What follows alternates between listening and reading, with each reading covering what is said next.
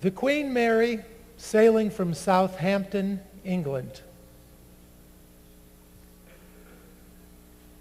For 50 years in the 20th century, she and her sister ocean liners dominated the market for transatlantic travel.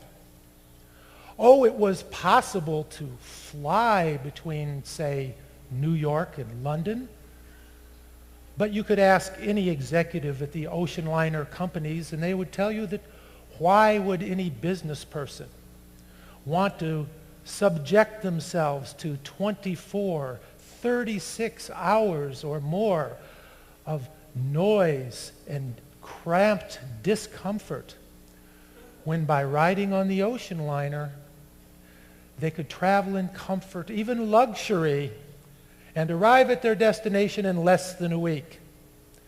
Oh no, they'd be glad to tell you, business travelers will always go by ocean liner when they cross the Atlantic. And so it was,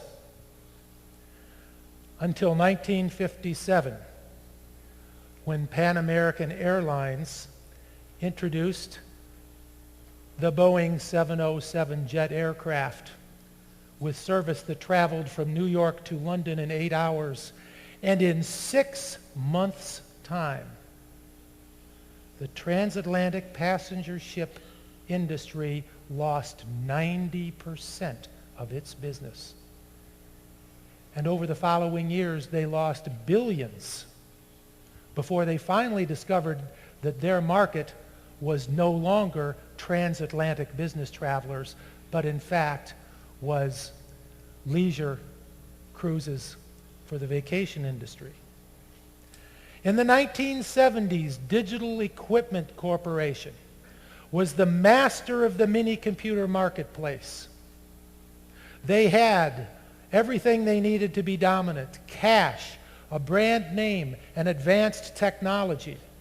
They felt that all they needed to do to innovate was to come up with better technology for manufacturing mini-computers. In fact, less than 30 years ago today, their CEO made the statement,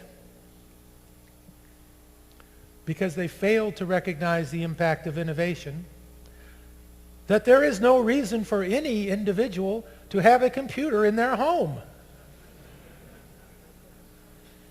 A few years later, they were swallowed up by the PC manufacturer Compaq.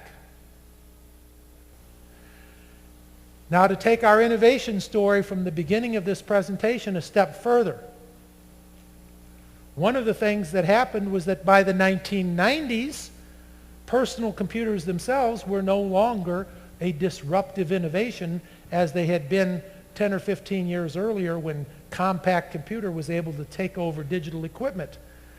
But Dell's autonomic, dynamic global supply chain was in fact a disruptive process innovation that allowed them to take such a dominant position in the marketplace that Compaq itself got swallowed up by HP within a few years after Dell's implementation of this kind of technology-enabled innovation.